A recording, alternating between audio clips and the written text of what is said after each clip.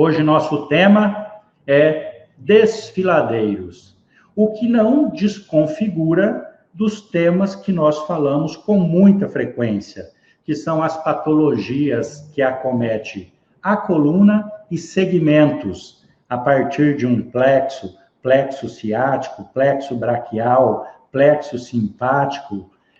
Hoje, especificamente, nós vamos incluir nas patologias da coluna as patologias vasculares, as compressões de plexo vasculo-nervoso, o que não deixa de ser, obviamente, associado com patologias de coluna, ou associado a uma patologia emocional, a uma patologia estrutural, a uma patologia de alteração congênita, de formação.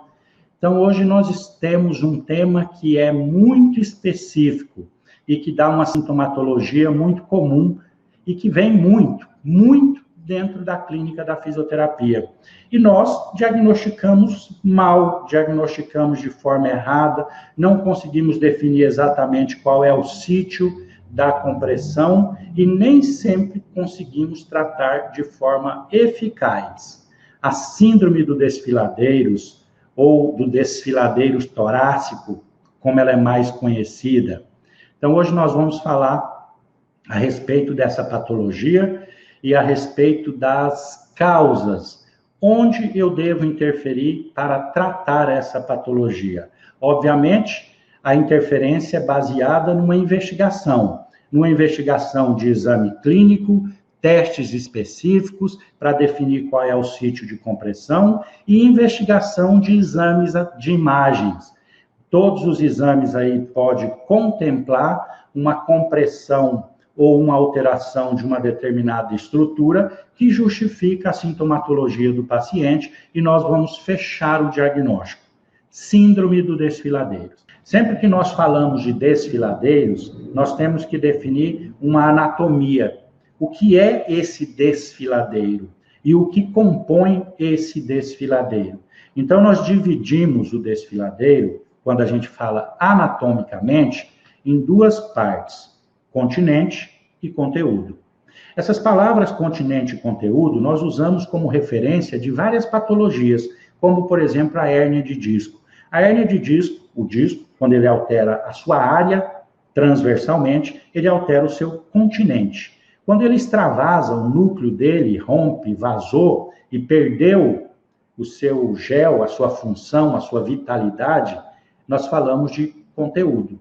No desfiladeiro, ou nos desfiladeiros, porque nós temos vários pelo corpo, nós falamos também de continente e conteúdo. Então, a primeira coisa que a gente tem que definir dentro de um conceito é continente e conteúdo. Veja, as estruturas que formam os desfiladeiros, que a gente chama de continente, é uma passagem, é um estreito, são fendas, são espaços livres para passar uma estrutura vital. O que são estruturas vitais? Obviamente, tudo no nosso corpo é vital. Mas quando a gente fala de trajeto vascular, trajeto venoso, trajeto de raiz nervosa, elas são estruturas protegidas. Elas vão seguir por túneis, por canais, por desfiladeiros. Quem forma o desfiladeiro? Primeiro desfiladeiro é o forâmen atrás do disco vertebral, do disco intravertebral. Esse forâmen, ele permite a passagem da raiz que vai formar o plexo, ou vai se juntar com outras raízes e formar o plexo. Foramen da articulação facetária. Então, anterior à articulação facetária entre duas vértebras, eu tenho um canal, uma passagem, que é um foramen. Triângulo dos escalenos. Então, os dois escalenos mais importantes, anterior e médio, ele forma um triângulo por onde vai passar uma estrutura vital, uma estrutura neural, uma estrutura arterial, passa entre esses dois músculos que formam o triângulo. O desfiladeiro subclávio e o desfiladeiro retropeitoral menor, ou subcoracoide. Então, esses são os sítios de passagens de paredes que formam um desfiladeiro que protege essas estruturas que vão passar. A anatomia disso, então, seria assim, ó. desde a saída lá atrás do disco, o foramen de conjugação, passa pelo triângulo dos escalenos, que já associa com a artéria subclávia, os ramos do plexo braquial, passa por baixo da clavícula, em cima da primeira costela, abaixo do processo coracoide ou abaixo do peitoral. Então, nós temos aqui a estrutura que forma, então, passagem, esse canal.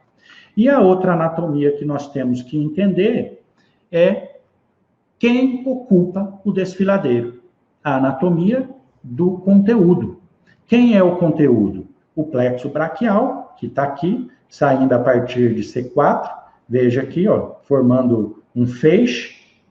A artéria subclávia, que está passando a partir do triângulo do desfiladeiro, o triângulo dos escalenos, e a veia subclávia. Então, eu tenho a estrutura que preenche esse desfiladeiro. E o que é isso? É o plexo braquial, que é o conjunto de nervos formado por 4 nervos cervicais e o primeiro nervo torácico, a partir de C5, C6, C7, C8 e T1. Suas raízes saem dos forames intervertebrais e dão origem aos troncos superiores, C5, C6, tronco médio, C7, tronco inferior, C8 e T1.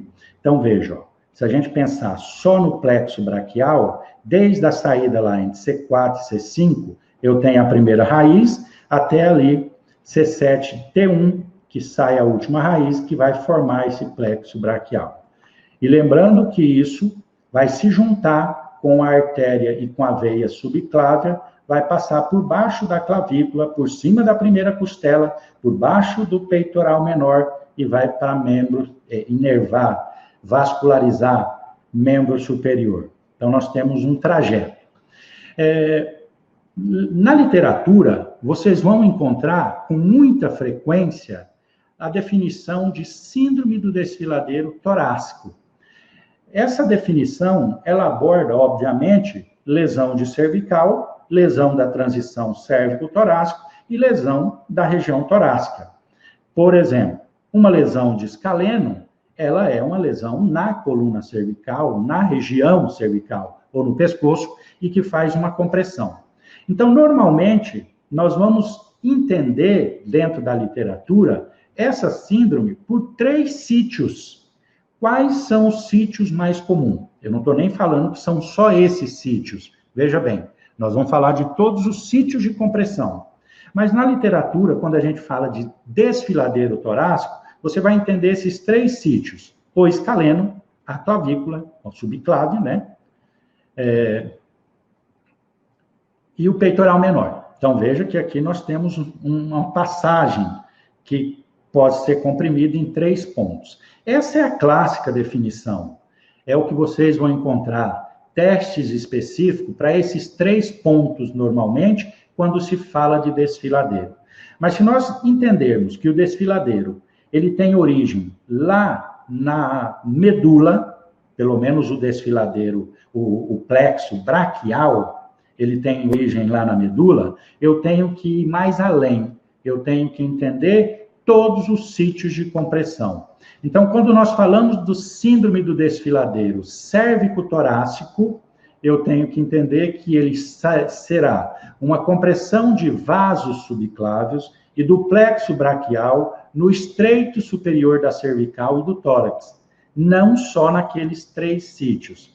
Então, nós vamos definir de acordo com a etiologia presumida. Onde é a compressão? Então, a compressão do plexo braquial, a compressão do plexo vasculonervoso. Então, veja aqui, ó, são 6 sítios de compressões, ou 6 alterações que justificam uma compressão. É uma compressão mecânica, na maioria das vezes ela é aumento ou a formação inadequada da estrutura que já faz parte ali. Em alguns casos, calo ósseo, em alguns casos, um osso que não deveria ter, como, por exemplo, a costela cervical. Então, veja, as lesões de disco, toda discopatia radial, posterior, lateral direita ou esquerda, vai obstruir o foramen de conjugação. Obviamente, essa obstrução no foramen de conjugação pelo disco pode não ser suficiente para gerar uma sintomatologia, mas entenda que toda discopatia radial, ou seja, ela aumentou o seu diâmetro, diminuindo a espessura, ele vai projetar para frente, para o lado, para trás, para qualquer lugar. É um desvio radial. Mas se esse desvio radial for posterolateral, direito ou esquerdo, ele vai pegar o foramen. E se essa projeção for suficiente grande para comprimir uma raiz nervosa, nós teremos uma sintomatologia, dor, formigamento, dormência, toda aquela sintomatologia relacionada com alteração do plexo braquial. Uma hipertrofia ou edema da articulação facetária. Então, o processo articular que se atrita, que agride, que tem uma mecânica inadequada ou um envelhecimento de uso, ele degenera, ele desgasta, ele deforma. Ele forma os osteófitos marginais, os osteófitos periarticulares. E esse osteófito, quando ele é para dentro do canal do foramen de conjugação, ele pode justificar a compressão da raiz nervosa. Síndrome do escaleno, uma hipertrofia, uma contratura, um aumento do volume, uma anatomia alterada do escaleno, inserção inadequada, fechando esse triângulo que deveria haver. Síndrome costoclavicular, uma diminuição do espaço entre a clavícula e a primeira costela, que pode ser, inclusive, postural, sem nenhuma alteração estrutural, comprimindo esse plexo. Mas nesse sítio, nós podemos ter a presença de mais algumas alterações, como, por exemplo, um calo ósseo pós-fratura da clavícula, ou uma costela cervical. Então, nós podemos ter uma alteração estrutural dessa região que comprime aí a justificativa. E gera sintomatologia. Então, nós estamos falando de qual é a etiologia. E, por último, a síndrome do peitoral menor. Hipertrofia, indivíduos que maromba, fortalece ou que tensiona, encurta, contratura, uma hiperatividade reflexa, há uma inibição do seu antagonista. Quando nós falamos, por exemplo, de um romboide inibido, débil, sempre haverá uma hiperatividade do músculo antagonista ao músculo que está inibido. Então, se o romboide está inibido, o peitoral menor vai entrar em hiperatividade. Essa hiperatividade reflexa, que chama hiperatividade antagônica reflexa, porque o seu antagonista está inibido, ele entra em hiperatividade. Ele vai gerar uma contratura do peitoral menor. Então, percebam que nós estamos falando de sítios. Seguimos. A dificuldade no diagnóstico, em geral, é devido à multiplicidade dos fatores causais. Então, veja que nós já falamos de pelo menos 7 condições aí que pode justificar essa sintomatologia. Isso porque nós não estamos considerando uma alteração exclusivamente emocional, e tem também. Com o perfil de doença crônica, os pacientes são avaliados por diversas especialidades e muitas vezes o diagnóstico correto não é realizado.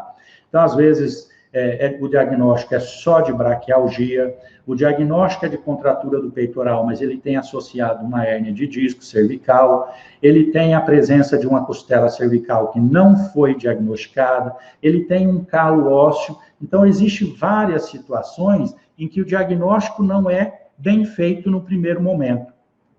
Os sintomas são vasculares, dividido em arterial e venoso, e neurológicos. Então, perceba que, dependendo do sítio, eu terei compressão de alguma estrutura, ou da estrutura neurológica, só, exclusivamente, é neuro, ou da estrutura vascular, que nem sempre está sozinha, mas pode existir uma compressão vascular, principalmente da veia subclávia, ela quase sempre é isolada, independente de ter uma alteração de artéria e plexo braquial, e as neurológicas. Então, nós podemos ter várias não, mas 3 condições. Só neurológica, ela ser vasculonervosa, e ela pode ser só venosa.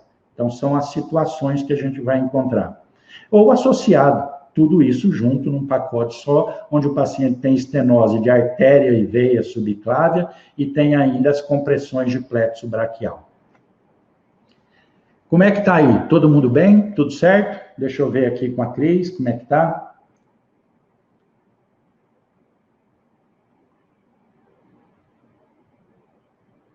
Todo mundo me ouvindo bem? Muito bem, vamos seguir.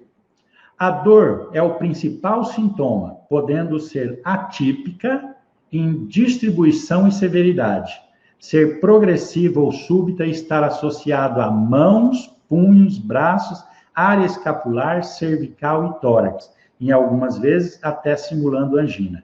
Então perceba, às vezes o paciente chega para nós com uma dor que ela é referida no ombro e eu juro que é uma tendinite de supraespinhoso. Às vezes ele chega com uma dor escapular, uma contratura ali do supraespinhoso, do romboide, que eu tenho certeza absoluta que é alguma lesão de torácica baixa, uma disfunção torácica, uma disfunção postural. O paciente chega com uma alteração na região anterior do tórax, com edema, com equimose, ou às vezes com uma dor tão importante na região torácica que simula uma angina. O paciente acha que está infartando. Então, não é raro que isso aconteça, não. Então, a dor é multifatorial, portanto, o nosso diagnóstico ele tem que ser multi-investigativo. Outros, como amortecimento, fraqueza muscular, perda de força súbita, atrofias também pode acontecer. Olha aqui esse exemplo que eu coloquei.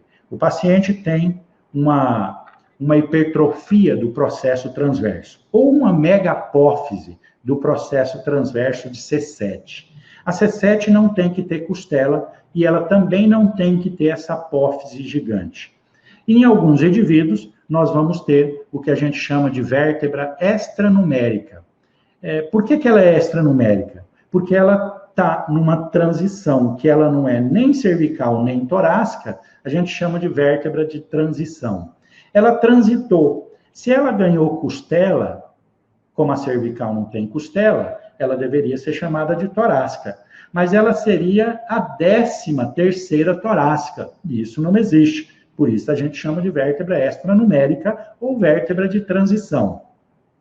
Essa estrutura a mais aqui vai comprimir o plexo vasculo nervoso, que vai deixar alterado todo o membro superior, fazendo esse padrão de atrofia muscular, de alteração de sensibilidade, de tom, de força, de alteração vascular, variação de temperatura, todas as alterações de compressão desse plexo. Isso aqui é um exemplo muito comum para quem tem uma síndrome importante de algum desses sítios de desfiladeiro. E não precisa ser todos. Eu posso ter só um sítio, uma compressão ali vascular ou uma compressão nervosa, lá no forame de conjugação, pela artrose da cervical, e o paciente faz uma compressão dessa raiz que perde toda a força muscular, todo o tônus, todo o volume muscular. Mas aqui nós estamos falando de uma patologia bem específica, que é a costela cervical. Quadro clínico é devido à compressão do plexo braquial. 95% é neurológica. Plexo braquial sem incluir alteração vascular. Quando tem alteração vascular? Em 5% dos casos. E isso aqui nós vamos ainda dividir em 2 situações. A estatística ela é muito variável, dependendo da escola de investigação, de 3 a 80 casos por 1.000 habitantes. Então, ela é relativamente alta. Então, se a gente falar em 8% da população vai ter essa síndrome, 16 milhões de pessoas, é um número gigantesco, quando a gente pensa numa estatística aí de 8%. Predomina no sexo feminino, de 4 mulheres para cada homem, e vai aparecer, não que ela desaparece depois de 50 anos, óbvio que piora. A experiência que a gente tem na clínica de fisioterapia é que os pacientes que têm uma síndrome de desfiladeiro não curável, por que não curável? Porque, entenda, ele pode ter uma costela cervical. A costela cervical é a culpada da compressão do plexo. Vai lá e tira, numa cirurgia, a costela cervical. A lesão do paciente desapareceu. Então, ela é tratável e curável. Agora, quando ele tem um estado, ele tem um tônus muscular, ele tem uma condição psicofísica que leva a essas contraturas, eu tenho um paciente que a personalidade dele é culpado da lesão, é culpado da sintomatologia. Então, ele não sara, ele vai carregar isso para a vida inteira. Então, ele pode ter condutas paliativas, desde medicamento, orientação do ortopedista, do vascular, do fisioterapeuta, ele tem uma condição de vida.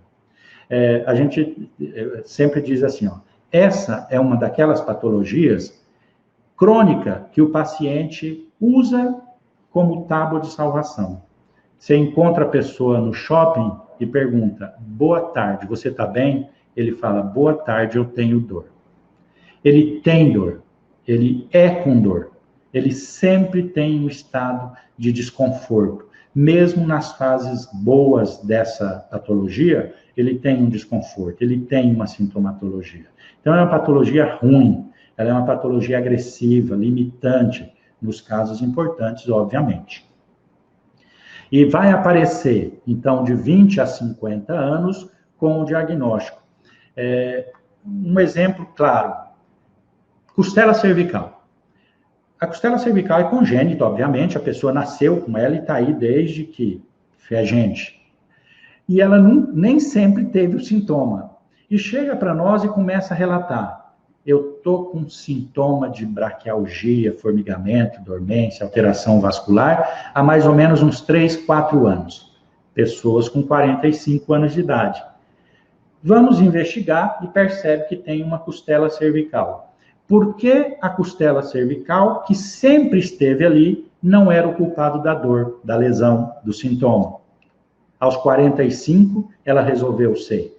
Então, a costela cervical associada com alguma outra patologia, como, por exemplo, uma alteração postural, um estresse, uma ansiedade, que leva a atenção do escaleno, que puxa a primeira costela para cima e comprime o plexo braquial. Então, nós temos fatores que chegou ao ponto da compressão, e não só a costela cervical. Então, nós temos várias condições que vai levar o paciente a essa situação. Classificação: síndrome do desfiladeiro torácico arterial, síndrome do desfiladeiro torácico venoso, síndrome do desfiladeiro torácico neurogênica ou neurológica compressiva.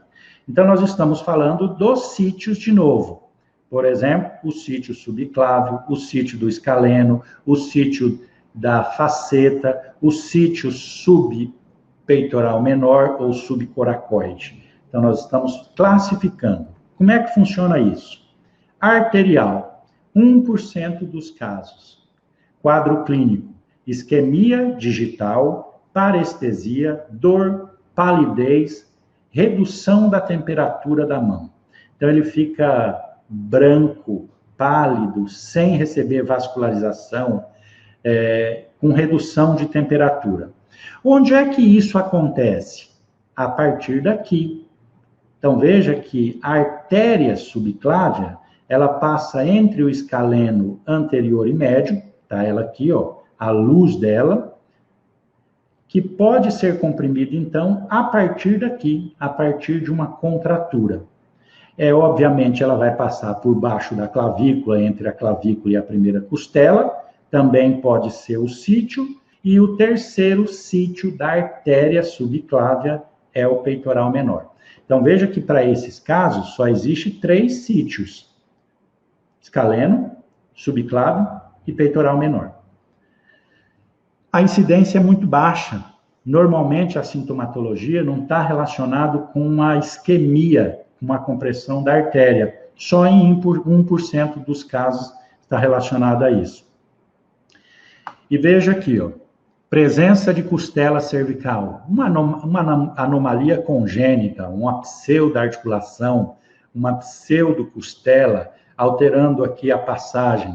Essa costela cervical que nós estamos vendo aqui, ó, a C7, que não deveria ter costela, tem um ligamento fibroso anômalo, que não deveria existir, toda essa estrutura óssea que está aqui, e o plexo está passando aqui e vai fazer a compressão.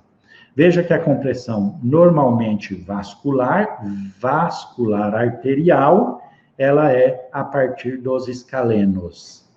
Quando nós pensamos nisso, eu posso desenvolver um aneurisma por uma compressão aqui, ela vai desenvolver uma dilatação por pressão que é anterior ao sítio de compressão. A compressão pode ser lá no peitoral menor, pode ser no subclávio, pode ser no escaleno, e vai desenvolver, então, um aneurisma por hiperatividade arterial, de hiperpressão arterial, porque existe um bloqueio num determinado ponto. Pode desenvolver trombos da parede, trombos que pode estar aderido, mas também pode se deslocar. Costela cervical, alterações da clavícula e hipertrofia do escaleno, como eu falei, são as 3 causas do arterial. A venosa, ela já aumenta para 4% a incidência dentro de todas as síndromes de braquialgia, ou de síndrome do desfiladeiro, não é só uma braquialgia, entenda isso. Quadro clínico, edema do membro superior. Então, perceba que não faz uma isquemia, ela faz uma dilatação, faz um edema, porque está sendo obstruído não a ida vascular, mas o retorno venoso em algum sítio de compressão. Veias superficiais ectasiadas, palidez, cianose, parestesia. Às vezes, o paciente desenvolve edema próximo ao sítio de compressão, de retorno venoso. Fica com vermelhidão, temperatura alterada, sensibilidade na região do ombro e tórax, porque tem uma obstrução.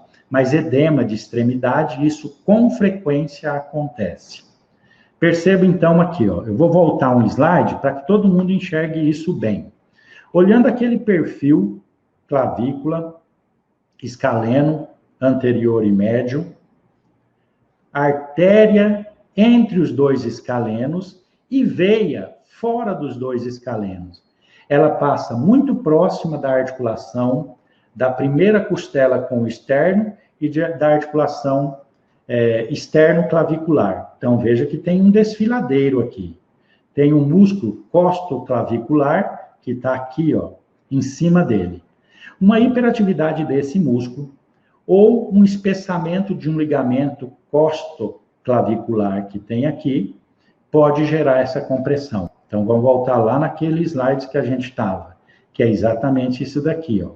Um ligamento anormal, uma hiperatividade daquele músculo que é costoclavicular, ele vai fazer a compressão do retorno venoso. Veja que a artéria não está obstruída nessa situação. Nós estamos falando de uma síndrome venosa, não arterial. E o retorno estará comprometido fazendo uma dilatação anterior à obstrução. Então, eu terei um aneurisma venoso, uma dilatação venosa. O paciente apresenta toda a sensibilidade nessa região. Então, obstrução da veia subclávia, tromboses e compressões repetidas por uma hiperatividade daquele músculo, que aproxima a clavícula da primeira costela, podendo fazer essa compressão. Então, por enquanto, nós estamos falando de 2 sítios, dos 2 sítios vasculares, o venoso e o arterial. E o sítio ou a compressão neurogênica. Sofrimento do feixe do plexo braquial de origem compressiva, motivada por conflito entre o conteúdo e o continente. Então, veja, o continente, que é a área, o que forma todos os desfiladeiros, a partir do foramen de conjugação lá do corpo vertebral, até o peitoral. Tudo isso é conteúdo, continente.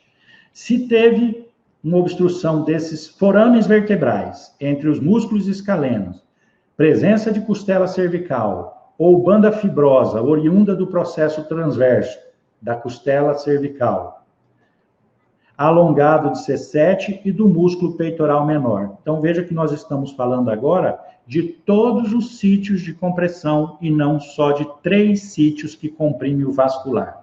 A síndrome do desfiladeiro neurogênica, ela é a partir do disco, a partir da raiz saindo do disco. 95% dos casos se enquadra aqui, porque em qualquer um dos sítios alterados, o plexo nervoso faz parte. Então, a sintomatologia é muito comum. Mesmo que seja um vascular, mesmo que seja um venoso, a alteração neurogênica pode estar presente também. Então, ela é muito mais abundante. 95% dos casos darão sintomatologia referente a isso aí. Qual é o quadro clínico? Dor, entorpecimento e parestesias, a partir do pescoço, ombro, braço, antebraço e mão. Piora com elevação e alongamento do membro superior, sensibilidade dos músculos escalenos e espaço subcoracoide. O Tinel, sinal de Tinel, está positivo no triângulo dos escalenos. Então, é muita sensibilidade nos grupos musculares que estarão hiperativos. Entendendo, mesmo que seja uma compressão facetária, uma compressão de raiz pelo disco, essa irritação de raiz nervosa leva a um padrão muscular de hiperatividade de contratura, que aumenta os sítios de compressão. Então, a origem de uma raiz nervosa no foramen, que é comprimida pela hipertrofia da faceta, vai gerar um padrão muscular alterado. Então, aquele torcicolo, aquela contratura, aquela hiperatividade do escaleno, pode não ser uma origem primária, pode não ser a lesão primária. Ela é uma alteração secundária a uma compressão de raiz a nível de cervical, a nível de disco. Então, nós teremos toda essa alteração de sensibilidade e pode ser proveniente lá do foramen de conjugação. Então, estamos falando disso aqui, ó. A partir dessa compressão, ele vai ter uma hiperatividade muscular que pode gerar uma segunda compressão. O escaleno hiperativo, todo músculo que entra em espasmo e hiperatividade, ele aumenta a sua área transversa. Se eu tenho um desfiladeiro entre 2 músculos e aumenta a área transversa, diminui o desfiladeiro. Se essa hiperatividade muscular traciona a primeira costela para cima também na hiperatividade, eu tenho o fechamento do subclávio. Toda essa alteração vai colocar o grupo muscular de cintura escapular em hiperatividade antálgica. O indivíduo entra em contratura, inclusive de peitoral. Então, perceba que o indivíduo pode ter nessa condição os 3, 4 sítios de compressão: o foramen, o escaleno, o subclávio e o peitoral menor. É uma cadeia de acontecimento que eu preciso entender para interferir. Eu posso interferir no peitoral menor, porque eu percebo que o peitoral menor dele está hiperativo, contraturado? Lógico que eu posso, mas não vai resolver o problema do paciente. Eu posso melhorar o escaleno para desativar a elevação da primeira costela e relaxar esse espaço? Lógico que eu posso, mas isso não será suficiente se eu não interferir na lesão primária. Então, entenda que com essas 3 classificações, eu tenho que definir qual é a lesão primária que justifique toda a cadeia de acontecimento e toda a sintomatologia. Então, vamos lá. Causas associadas à síndrome dos desfiladeiros cervical e torácico. Então, eu posso ter associação. Por exemplo, as alterações emocionais. Eu gostaria de falar da experiência clínica que eu tenho. Eu nunca avaliei e tratei um paciente que tenha síndrome do desfiladeiro e que emocionalmente esteja bem. Não é possível. É um sofrimento, é uma dor crônica. Se a alteração emocional não foi a causa primária da lesão, a lesão vai causar alteração emocional. Então, nós estamos falando de pacientes que estão dentro de um ciclo perpétuo, um ciclo vicioso. Dor gera postura antálgica, contratura, inatividade, imobilização, atrofia, rigidez, que ao usar leva ao conflito, que leva à dor. Então perceba que nós temos um ciclo vicioso. Esse paciente, ele pode ter, obviamente, algumas patologias psicossomáticas associadas, como estresse, ansiedade, pânico, fibromialgia. É muito comum o paciente que tem fibromialgia, ele desenvolver uma síndrome do desfiladeiro muscular, do primeiro ou do segundo músculo, do escaleno do peitoral, porque ele tem um padrão de tônus, de tensão muscular característico dessa patologia psicossomática. É uma patologia de fundo emocional. Então, esse paciente, mais ainda, boa tarde, como é que você vai? Eu tenho dor. Esse ele vai falar com você com todas as letras. Eu tenho dor. Porque é ruim. Ele tem um estado emocional que perpetua o quadro dele. Você manipula, pompa, traciona, relaxamento muscular, medicamento, às vezes até injeção de botulino para relaxar a musculatura, desativação. Tudo isso é paliativo se o estado emocional, o estado psíquico desse paciente não for corrigido, não for tratado. Nenhuma manifestação emocional é exclusiva emocional. Toda alteração psíquica, ela passa a ser física. Então, eu terei um paciente com uma alteração mecânica compressiva de origem emocional. Toda doença mental, se não tratada, vai ser uma doença física, estrutural, mecânica, articular, que seja. E que seja lá no tendão do supraespinhoso, que seja no tendão do joelho, do calcâneo, não importa, ele vai manifestar dor em algum lugar.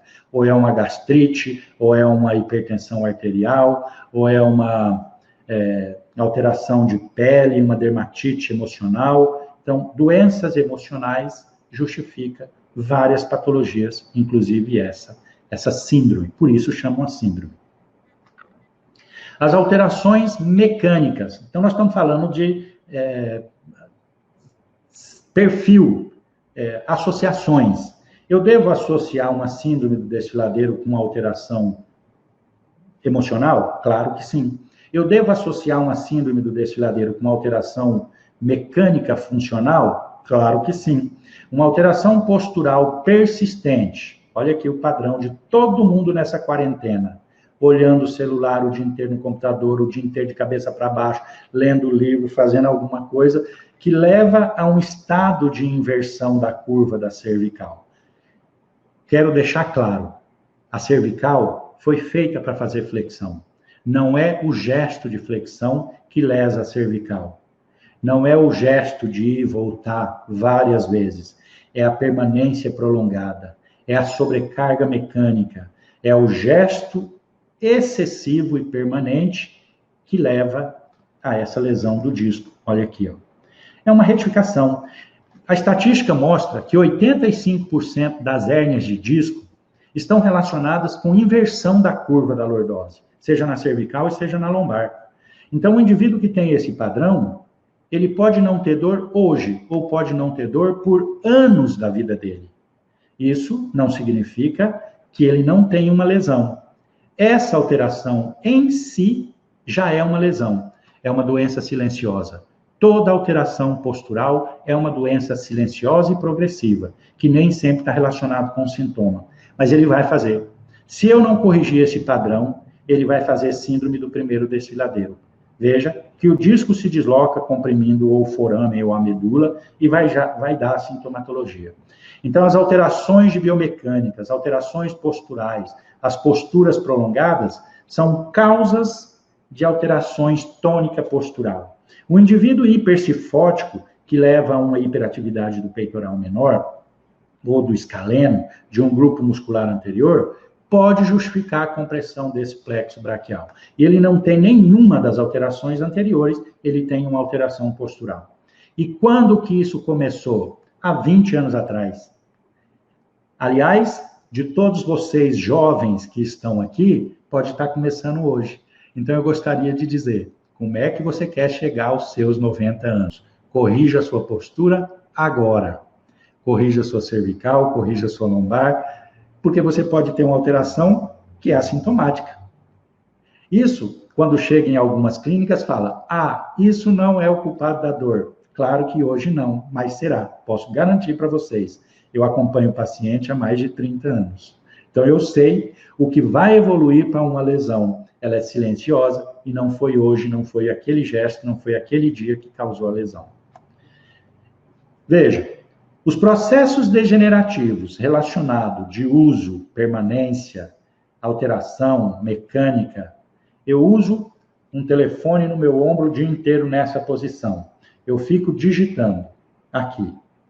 Eu vou ter lesão, eu vou ter sobrecarga, eu vou ter uma estrutura que está trabalhando a mais do que ela deveria.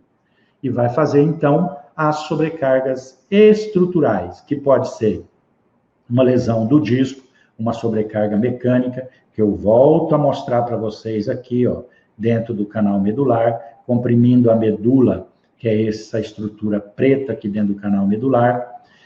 Eu posso fazer uma sobrecarga facetária mecânica degenerativa, que vai formar um osteófito e vai fazer uma estenose do segundo desfiladeiro, que está aqui, porque ele tem uma mecânica inadequada. Por anos a fio, levou o processo degenerativo, a alteração de suporte daquela estrutura que rompeu o ânulo e o núcleo se projetou fazendo a compressão. Ou a agressão facetária que degenerou faceta, deformou borda, fez edema da cápsula e comprimiu raiz. Então, nós estamos falando de alterações associadas que levam a esse padrão clínico.